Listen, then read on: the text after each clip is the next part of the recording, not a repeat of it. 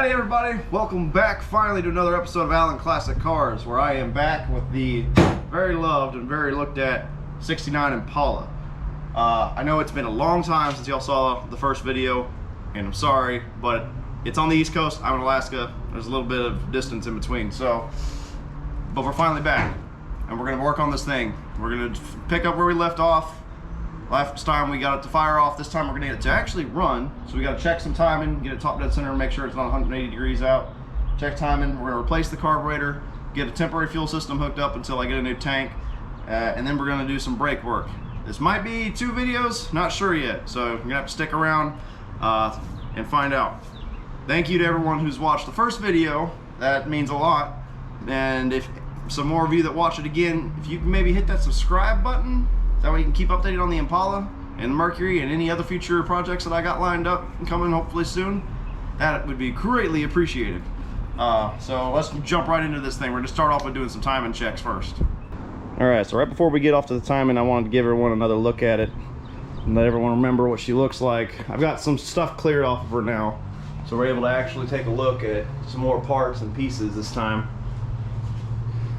Because last time it was all cluttered over here and we had stuff all over the trunk where I couldn't open it, but now as you can see I got her opened. And I'll turn this light on, you can actually see in the trunk and see how decent it actually is. Now you've got some holes on this side over here, all over there where my finger's pointing. You got some hole right here, that's the worst one of it, but the rest of the trunk is actually pretty solid, as you can see. So I'm quite happy with how that came out. And then the trunk lid itself is in extremely good shape. Like extremely good, surprisingly good for it sitting outside for all those years. But it's got a little tow hitch on it, and that's gonna be the fun part for when we drive this thing. So it's gonna be a good one to watch when we drive this thing back home. But it is the custom 2-door. And she's just overall straight and clean. So now that y'all got another look, another refresher, another reminder, let's go ahead and actually jump into this timing real quick. All right, so gotta pull number 1 cylinder, and this plug actually looks really good, all things considered. Y'all wanna take a little look there, camera will focus. Well, camera doesn't want to focus, but y'all can basically see it's still got a good gap on it, and it's not all fouled up. It's rich, but it's not all fouled up. So, and there's no oil on it. It's dry, so it's a good sign. So now we're gonna try and roll her over, get her top dead center, so we can make sure that it's actually pointing to the number 1 cylinder over here. So as y'all can see, I got one of my buddies out here helping me today. It's a rare event. He's a very busy man. I'm just gonna bump it over and see it and wait until we feel some air. Oh, already hit right there. Did it feel air? Mm-hmm. Okay. Did it feel like it disappeared or? Yeah, it disappeared, so I went back down. Right there. All right. Cool. Cool. All right, now we don't have a drinking straw, so we're gonna use cardboard because we're smart and don't want to use a screwdriver to completely destroy its piston head. You want to rotate the crank? I feel for the, hold on, there it is. That ain't gonna work actually. It ain't gonna fit. No. It wants to bend. If you go real, I've done it with the screwdriver before, so let me get this built in here real quick. You're way to the other way. Well, that worked. Feels like top dead center just about. Like I said, it was there. I'm actually going to use the punch. It has a little bit of spring, but it's shorter, so I trust it. And it's got a narrower. It's gonna fit down in there. Yeah, it will. That already feels like the cylinder's already at top dead center. That's what I was saying. Yeah. Yeah, that's TDC right there, and you feel. I heard the air come back past your thumb. All right, so we're at top dead center right now. Ain't no mistaking that. So we got to follow number 1 wire, which is this one over here. Let's see. pull it off. In fact, that way we don't get it mistaken and I don't lose it. Because I'm not a Chevrolet expert. He's the Chevrolet professional now. Ow. Okay.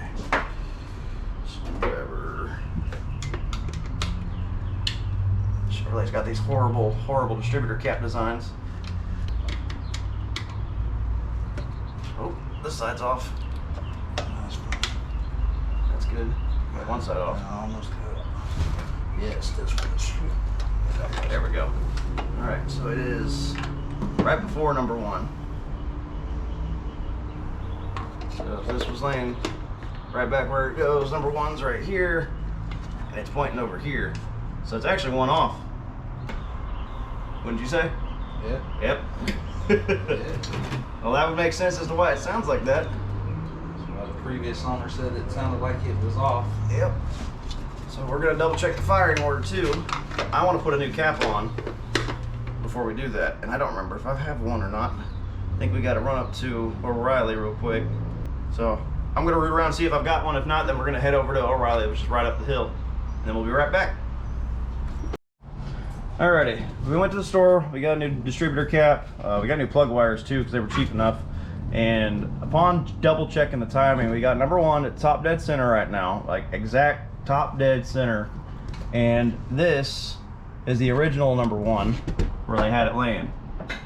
And when we pulled the distributor off, the rotor was pointing at this one more so than this one. So we think they're off by 1 plug wire right now. So we're going to try and set it up where it's pointed now, because at top dead center we're going to put number 1 plug and wire on number 1, which I've got marked, a little dash in there with a screwdriver. And we're going to go from there and double check timing. And my buddy's got the timing light. We're going to double check it after we get all the plugs in too, see if it's in the right degrees. And we need to see if we can find marks on that crank pulley down there, because that's going to be tricky on the Chevrolet. So we're going to get plug wires plugged in, plumbed in real quick. That's not fun to watch. And then we're going to look for the groove down there, and then we'll be right back with an update for you guys. Okay, so we haven't plumbed in the new wires yet because we had to take off the AC compressor and take off the bracket that held it in order to be able to barely see the timing tab down there in order to double check our timing, because with that on there we couldn't see jack squat. So we had to remove all that, and upon removing all that, you can see here there's a manufacturer tag, which means this was an aftermarket engine, not OEM. It's from Wheeler's Manufacturing Company, Inc., out of Macon or Macon, however you want to say it, Georgia. So if anyone knows anything about that, leave that down in the comments. So that left us questioning, okay, is this a 350 still, or did they swap it? Well, we checked the numbers on the back over here, right down in there, and it was 39, now y'all can barely see, 3970010. And we looked that up on the internet, and every single forum, every single thing we found said that is a 350 4-bolt main. But if we're wrong, let us know in the comments. Yes, please. But everything we found pointed to it being a 350 4-bolt, which is better than a 2-bolt. So now we're gonna plumb in these wires for you, and then we'll get you guys right back in here. Alrighty, we got everything plumbed in. We got it lined up to number 1. He's spilling fuel absolutely everywhere. Not that bad. Backfire would be pretty bad right now, just saying. But we're using True Fuel because it's got oil in it, so that way it'll help lubricate the cylinders and be good for the valves, because everyone was upset about the starting fluid I used just to check if it had spark and it would ignite. So we're going to use some better stuff this time because it'll be better for the engine. I just want to make sure that timing is correct.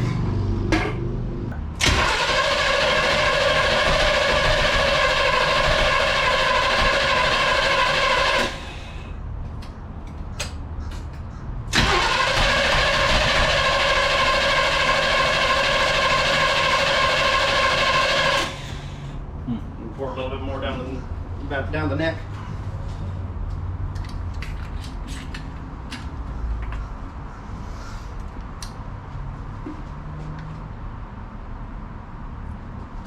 Not too much. Just enough.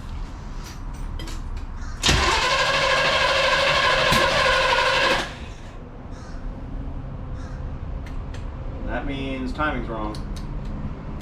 Yeah. Go for it. The timing's off. Yeah. Alright, well, maybe we were wrong about...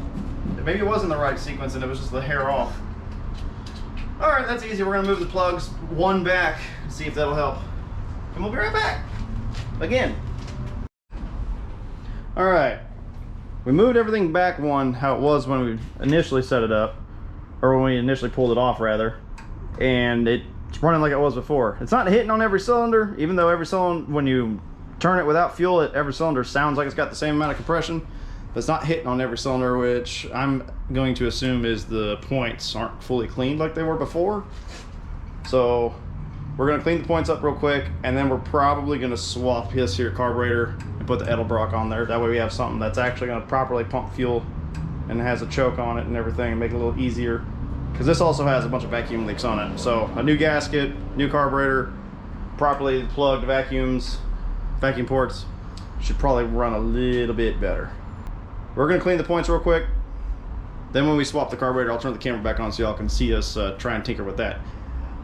Again, we're not experts here. We're nowhere near an expert on working on everything. Timing is our biggest crutch when it comes to this stuff. Even though we know what we're supposed to do, we're still kind of dumb at applying it to the engines itself.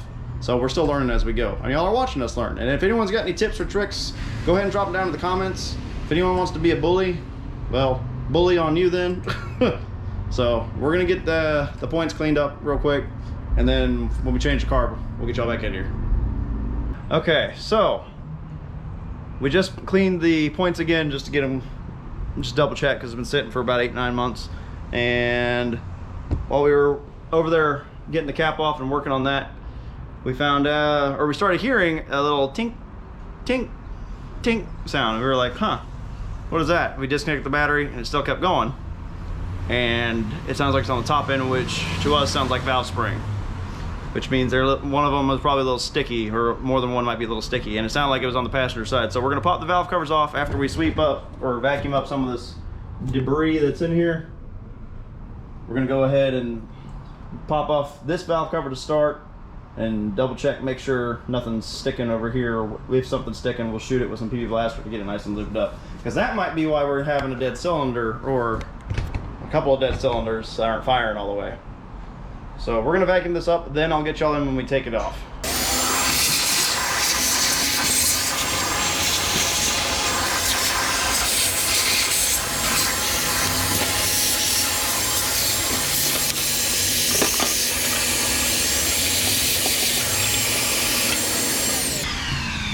Alrighty, go ahead and pop that valve cover off real quick. Pretty sure that's a 1/2 inch. Just flatten it. Let's get this dirt out here. Let's vacuum that back up actually.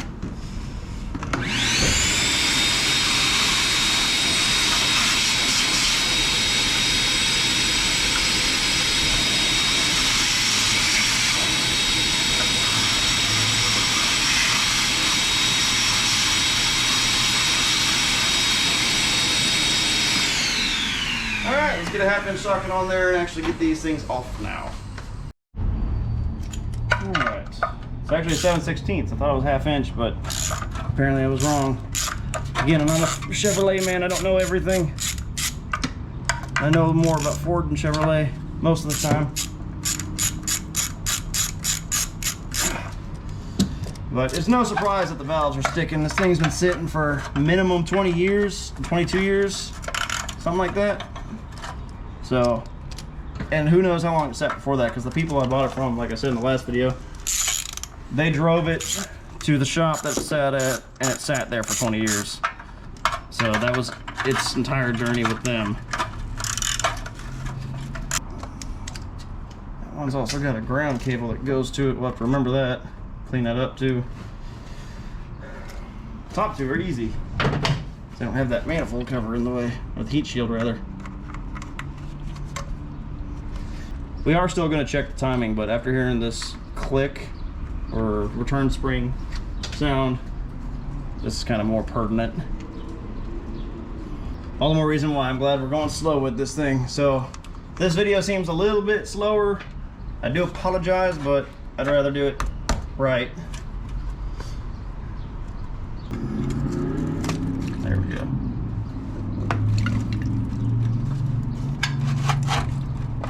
It's on there good. Oh, gotta take that fuel line off, of course. And that 9/16 over you got over there. Big. Nope, that's just right, 5/8.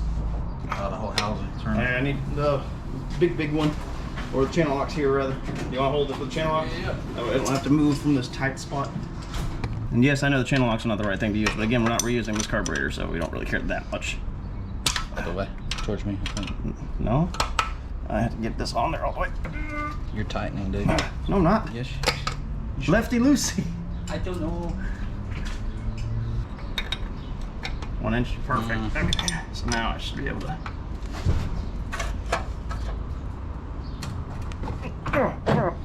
Okay. Everything's fighting. Let's let some PV soak in there right quick. All right. Oh, got it. Nice and broken loose.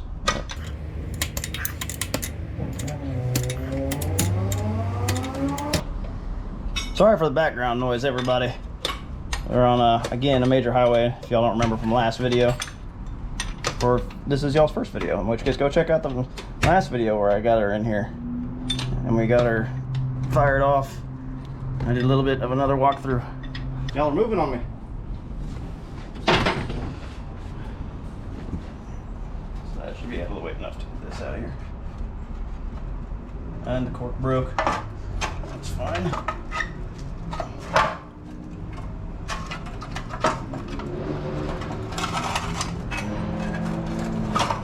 Well, they used some sort of clear RTV, so it's a little sludgy inside, which is not surprising for how old it is, because this had to have been an 80s replacement, if I had to guess.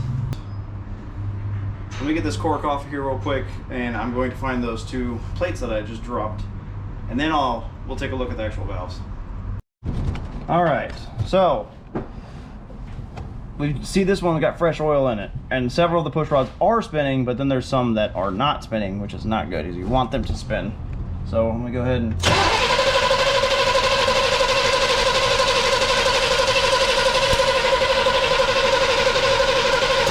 this one right here doesn't appear to be spinning. And I think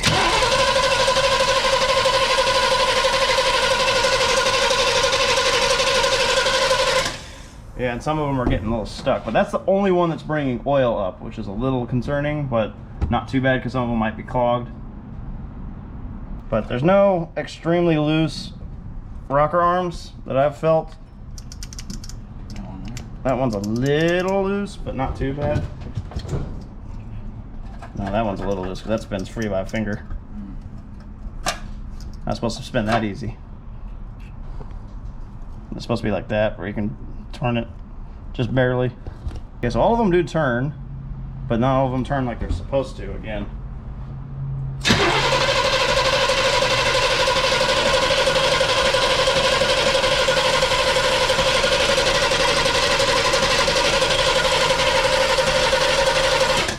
Some of them spin slow, but that one's the only one that's bringing oil up still. Oh wait, nope, we got some fresh oil over in these 2.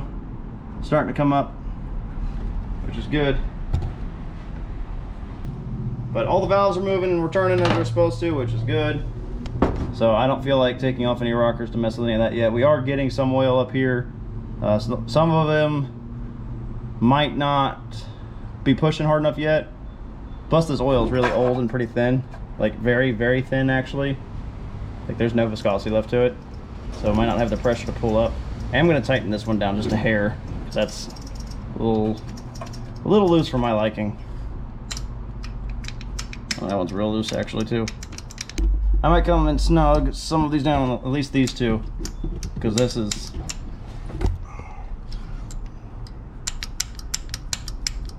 got a good amount of slop, a little bit more than that one even. And Everything else is barely moving. So let me snug those two down real quick, and then we're gonna pop off the other valve cover and we'll get you guys back in here.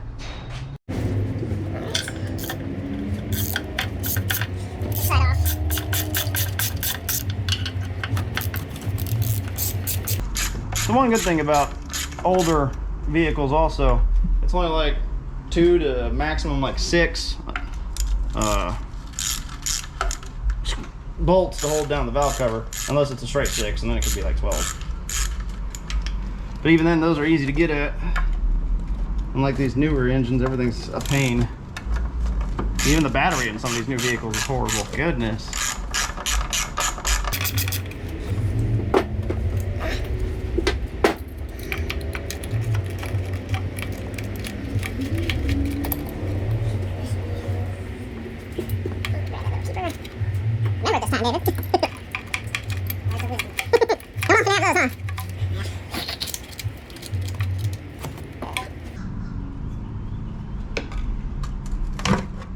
There we go.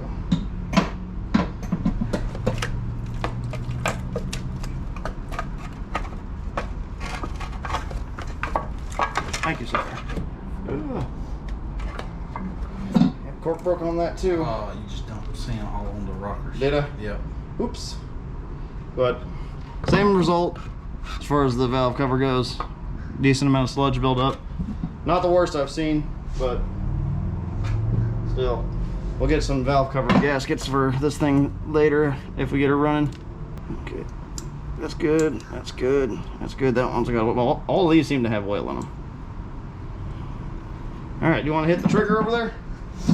See what spins and what doesn't. Make sure we got all the valves opening and closing. You guys keep an eye out for me too.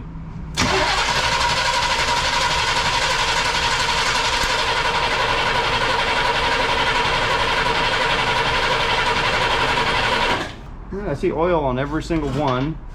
Every single one's going up and returning. So what was that little pop we were hearing earlier then? If all of them appear to be functioning at least. Maybe one of these over here. Could It was have a been. little loose. Could have been. I heard it again once, but that's it. Hit it again.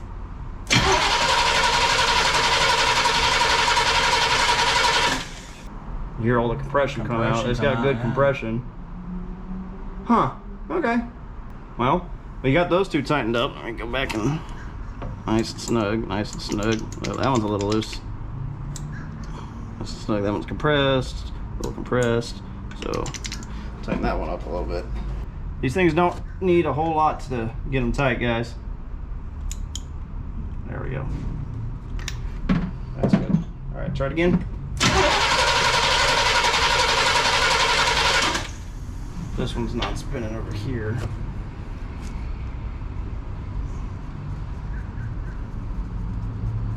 All right, try it again.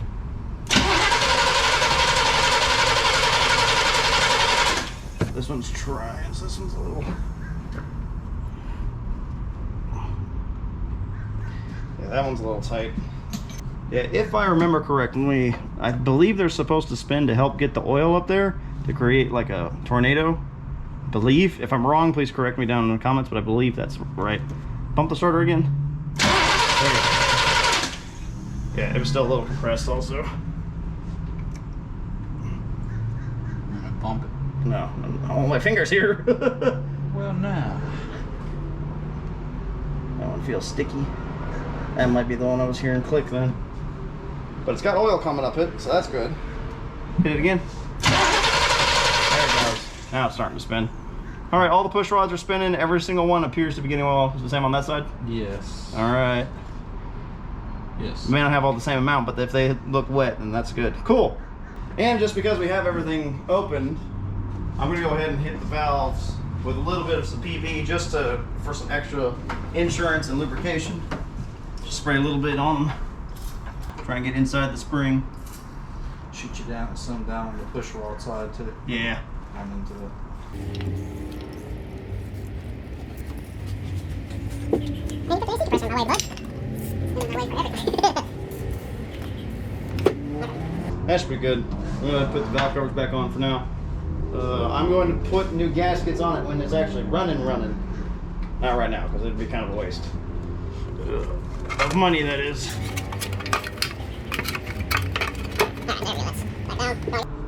Wait. I think the No, the other way.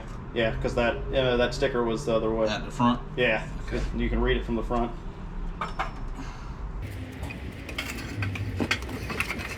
Don't forget to write around the upper back one over here. Yep. Does that take wire with them? Nah, just clean up this right here. Okay, stick it down top. So they don't look corroded or anything.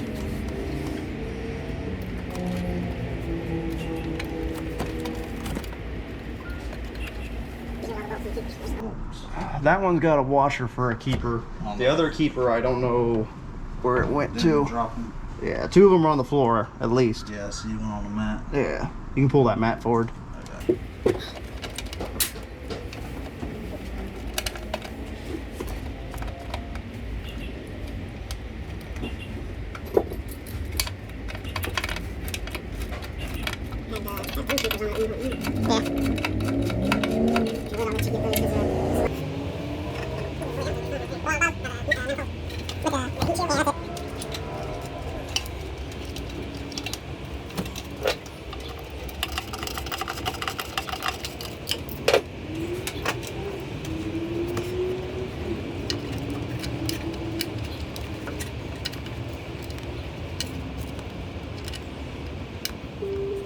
Had some keepers on it. Yeah. We'll let you get those because Alright, we're going to go ahead and do a carb swap real quick. We got the beautiful Edelbrock 1406 650 CFM we're going to put in there. We had to go back to O'Reilly to get some parts, mostly fuel hose, and we needed to get that plug that you see right there, because that is for a brake booster, and this being manual brakes doesn't have brake booster, so we don't need that vacuum port, so we had to plug it off. And we got the actual correct Edelbrock branded plugs specifically for Edelbrock carburetors, because we don't want to be that shady, at least not with the brand new shiny fancy carburetor. So we're gonna go ahead and take the carburetor off. We got to cut that fuel line because on the new carb it's got a bib on it, that way you just slide a fuel hose over it, and we're gonna be able to put an inline fuel filter here. So we're gonna chop that off in the back a little bit, that way we can slide a fuel hose on there. Make it a lot better. There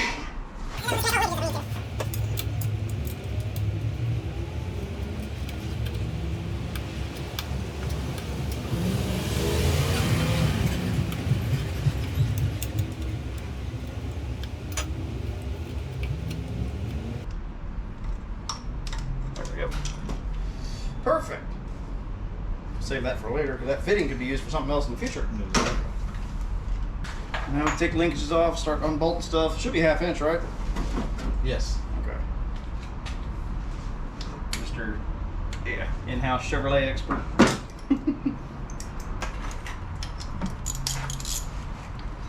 Disconnect the throttle linkages and such. Go.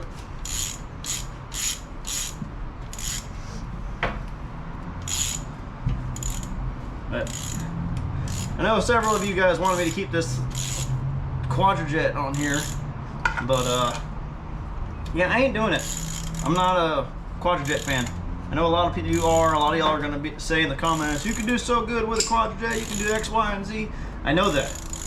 People that know Quadrajets can do that. I don't know Quadrajets that thoroughly.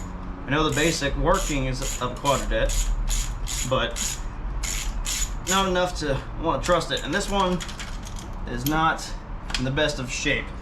I'd rather just throw a brand new one on there. That way I know the brand new one's going to last the 1,500 mile road trip this thing's going to go through.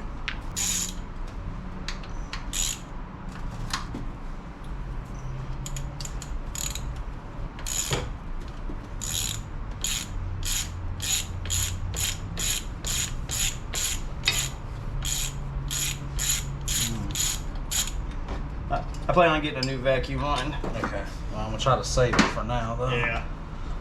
Just for the tests.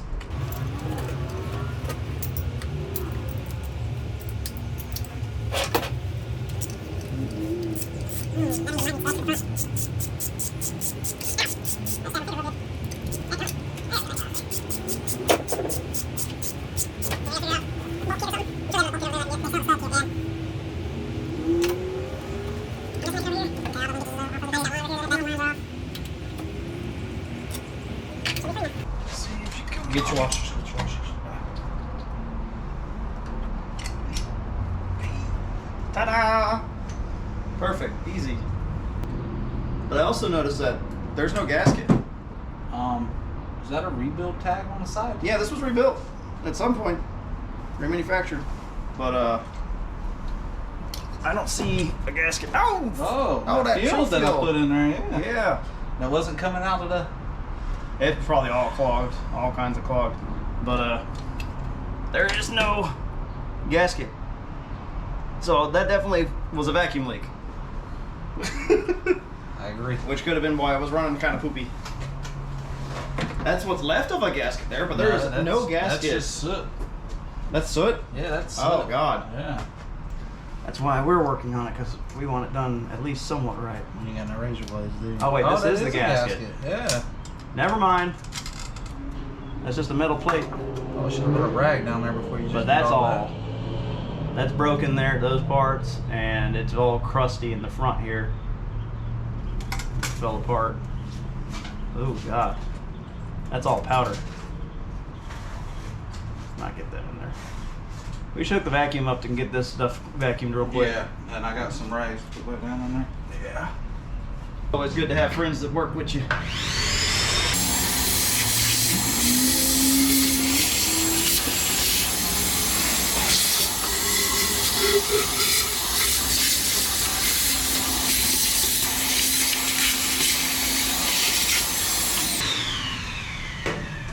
There we go. That's much better. But yeah, that front part was all kinds of bad, so it definitely was leaking some vacuum. Definitely. So now we'll have that fixed up a lot better. Go ahead and clean off the rest of the gasket here.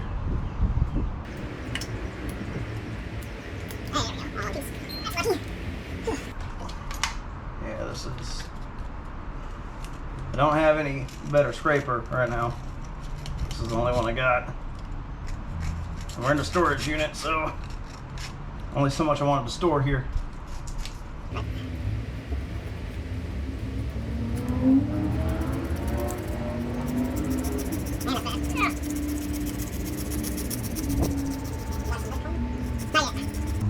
come back through and vacuum the dust up again.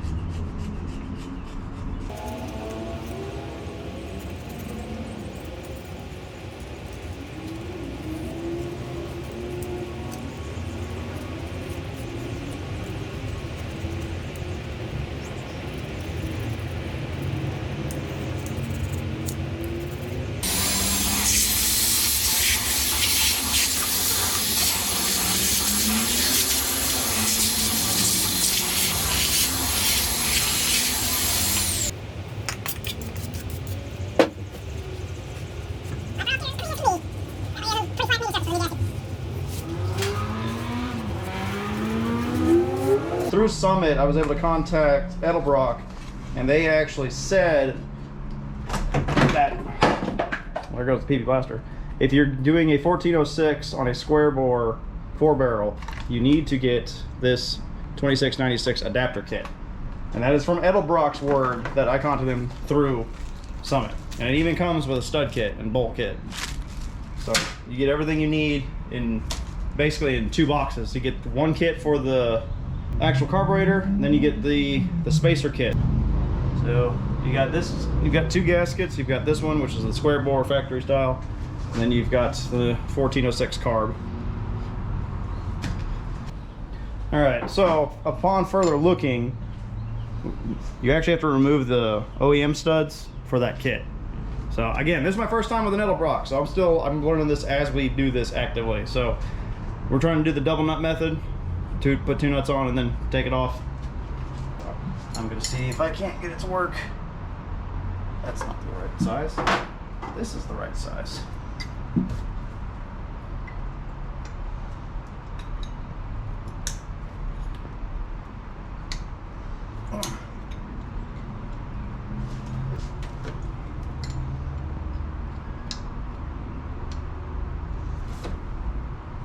There we go.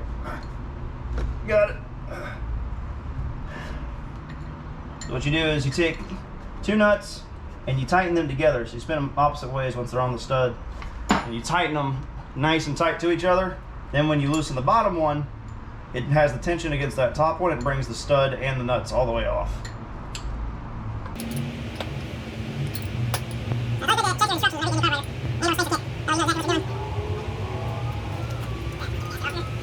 But for a closer look for you guys, that's what I'm talking about. You take the two nuts, smash them together, tighten them down.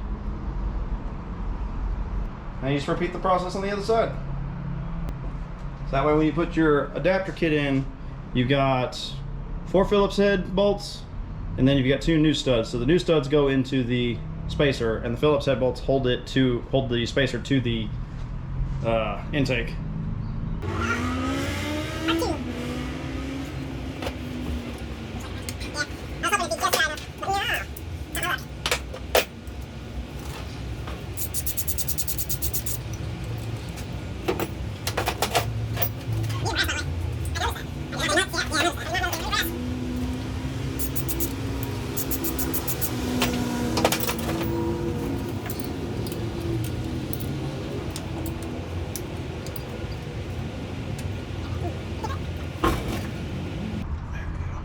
Feels like you're farther away from the engine on that side, don't it? I know, right? I think you are about like an inch or 2. Yeah. Just grab that gasket.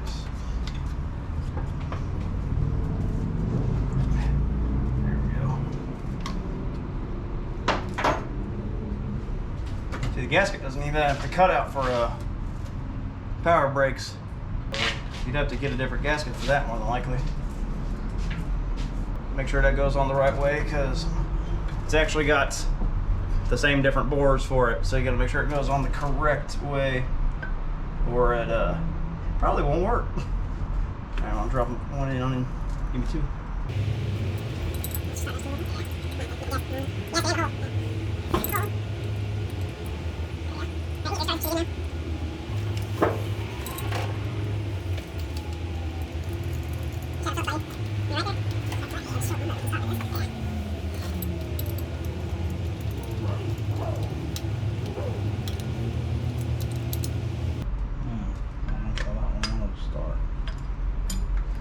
That'd do it.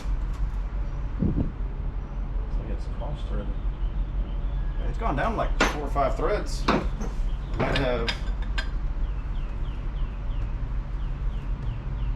I don't want to strip it, sir. Oh, I know. I'll let you take a stab at it. Yeah, that one's bottoming out kind of quick. Yeah. Ah! Let's pull them all back out, dude. Okay. Here, take this. I got you. I'm gonna give you the one with the wider head.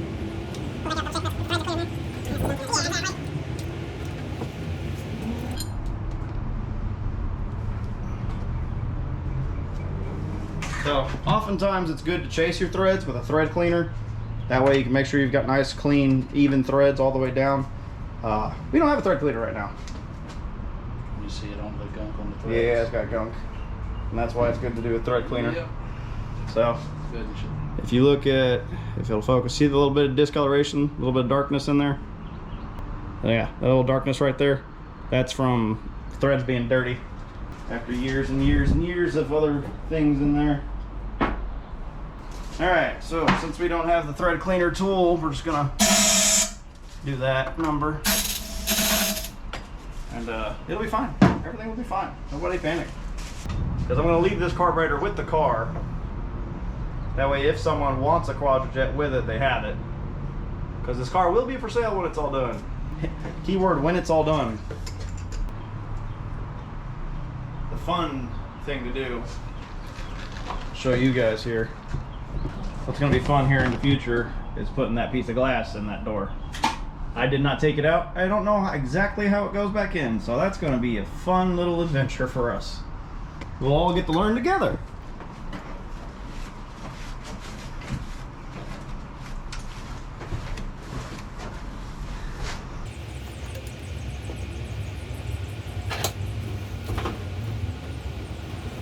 Do you have all 4? Yes. Oh, okay. I was wondering. Yep. Looking around, I'm like, wait, where did mine go?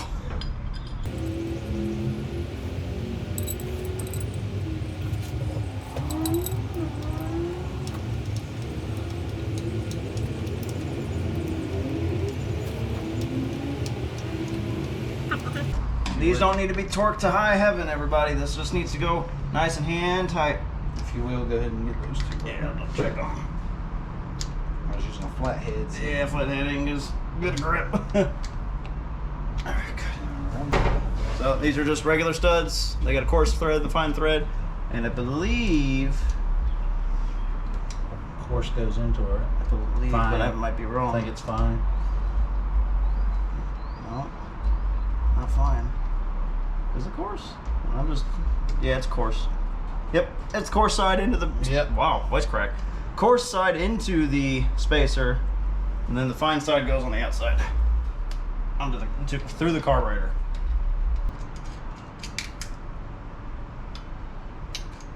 Should just be right there. The scene.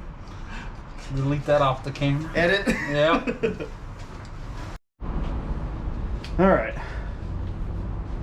Now we can put the other gasket on and throw the carb on there.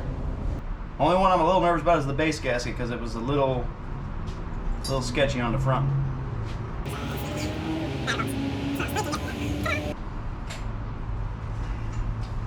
Throwing this beautiful metal block on here. Oh God.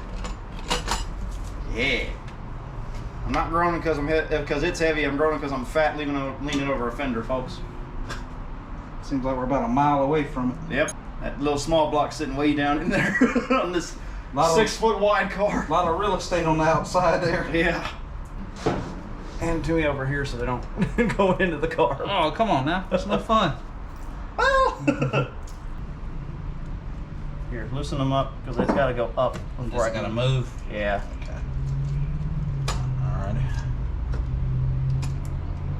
Oh, the housing. Yeah, right here was stuff. just in the way, so you have to have it lifted in order to tighten it down. Or get it started, rather. Now it's good. So what I'm talking about there is right up against here, this wall on the right here. The hex part, the point, was bumping into it as I was trying to start it. So you had to lift the carb up just a hair to get it started, and then you can drop the carb all the way down. So be careful of that if y'all are working on one of these 1406s and 2696 spacers at home. Where's the other 1/2 inch I wrench? have both. Like that one, I'll take the line wrench. Yep. I'm gonna need this one for the back one anyway. Ready? I can't. The line wrench won't allow me. All right, then we'll swap. Yeah. You do that top corner, I'll do this back corner. No, your corner. Oh. Doofus. Yes. Use your brains. Remember, same thing. Carburetors don't need to be insanely overly torqued. Just nice and hand tight. Don't need a whole bunch of ugga-duggas on it. Trade with me. I will when I'm done. No, you trade now. No, man. I can't go to mine until I have a wrench that fits it. You want to go diagonal so you have more even pressure on the gasket. So now we've got this space here, so we can add a fuel line, and then have a filter in the middle. That way you have an inline fuel filter up top. You can also have one down below here. You can go right down to where it goes from the supply into the actual fuel pump. This hose right here, you can make a loop just long enough to put a filter in right between. So I'm still debating on if I want to do that or not. We're gonna get our linkages hooked back up. We got to get the kick down stud pulled off of that and put it onto this, and then just button them back up, and then we should be good to go. We'll be right back. Oh, that's loose. Yeah, definitely need new vacuum hose. Yes. PCV hose is pretty snug though, but that's worrisome. Again, I'm getting new vacuum hose, so no one stress out about that too much. We have not touched our idle mixture screws yet. This one being a basic carburetor, it's only got 2 in the front, so we have not touched those yet. They are still all the way out, or all the way in. Wait, are they all the way in or are they? They're all the way out. All the way out. Yeah, they're all the way out from the factory. That way it doesn't, during shipping, it doesn't crush the little ring that's inside. They got some grooves on the side there. That way you can actually grab it with your finger, because it only needs to be finger tight. And just run them in nice and slow. You don't need to rush it. If you feel better using a flathead, you can use a flathead. You tighten them down, not tight, just to where they hit the bottom, just to where they bottom out, and then you stop. and then you could set them. I'm probably do 2 full rotations out to start, and then adjust it from there. And he's gonna get that off. So we're gonna just work on getting that stuff assembled, and we'll be right back. All right, we got the carburetor back on. We've got our temporary fuel line in. We actually need to get some adapters for some of the pieces over here for the throttle linkage and the kickdown cable, but everything else is connected. We actually chopped off the loose part of this vacuum hose and put this on there, so that's now nice and snug.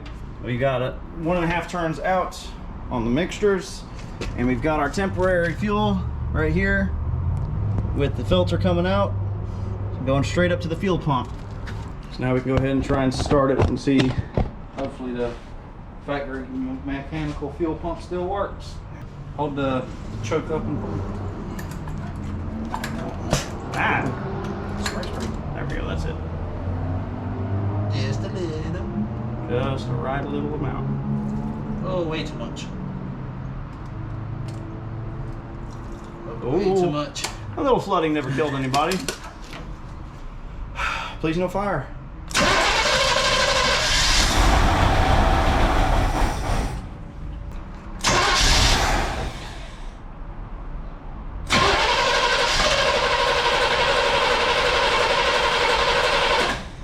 I don't see any fuel coming up yet.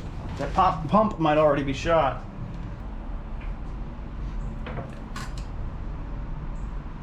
Oh, don't miss the carburetor. No, no. Put some more true fuel in it this time. Ready? Yeah. Oh, a little too much. Good.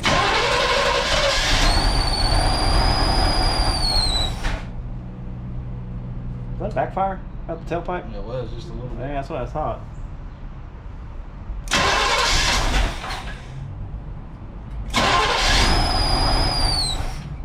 What's whining in there? The belt. No, it's coming from the carburetor. That's What? an air whine. Yeah. Like a vacuum. Yeah, something. Try again.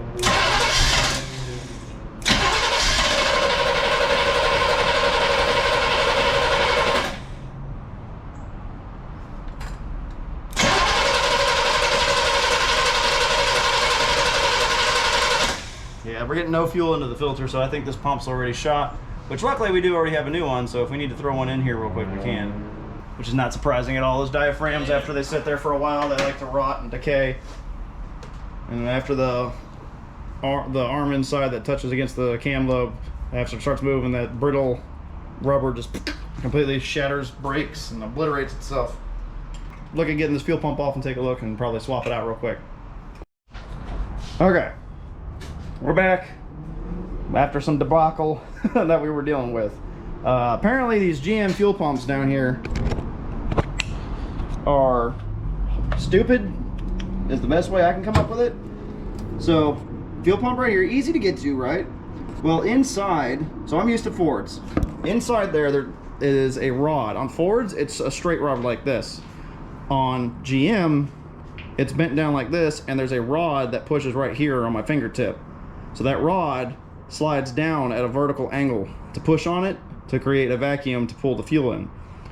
Well, trying to get those to line up, push up, and line up the bolts was very tedious, to say the least. It was kind of annoying. I eventually got it by bumping the engine over, and the rod went back up of like about 1/4 or 1/2 inch, which is just enough to get it bolted.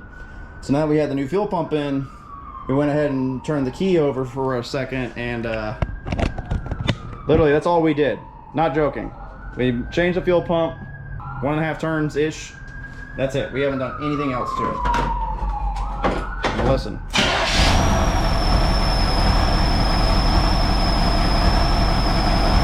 She runs, and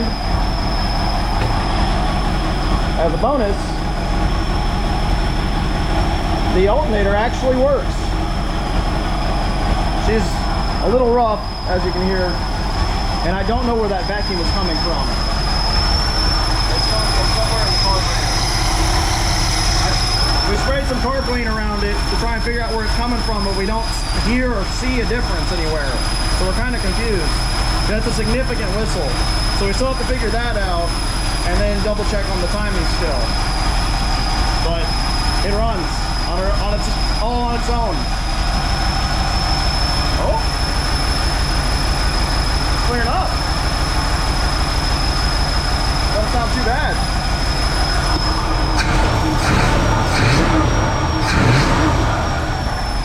Oh, I'm going to tell there's no coolant or water in there yet. There you go, folks.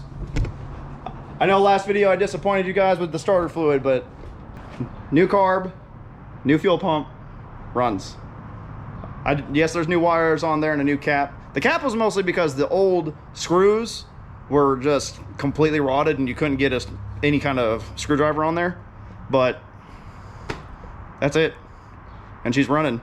Like I said, we got to figure out timing, double check that whistle and figure out what that vacuum could be. I'm also going to look through the Edelbrock book tonight. But she is now currently running. Next step is brakes, and then to see if it goes in gear and see if that transmission works. But also we got to get some coolant or water or something in here. I don't know if we're going to do that next or if we're going to do it in a separate video. I'm probably going to do the brakes in a separate video. So thank you guys very much for watching this episode. We've got her running under her own power with fuel. Next up, brakes, and then to see if it actually drives. Because if it drives, we'll be able to get those floorboards fixed, no problem. So if you enjoyed watching her run and drive, please go ahead and hit that subscribe button. It really, really would mean a lot if I can get over 1,000. I saw 26,000 of you watch the first one. If another, what, 700-ish, 600, 700-ish of you can hit that sub button at least, that would get me potentially partnered with YouTube, and I'd be able to come and make more videos on this car and get more cars and do more trips. So go ahead and hit that sub button. If you liked it, you can like that too. That's fine.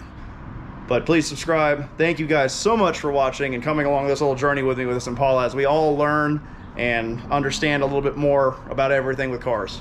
See you guys on the next one.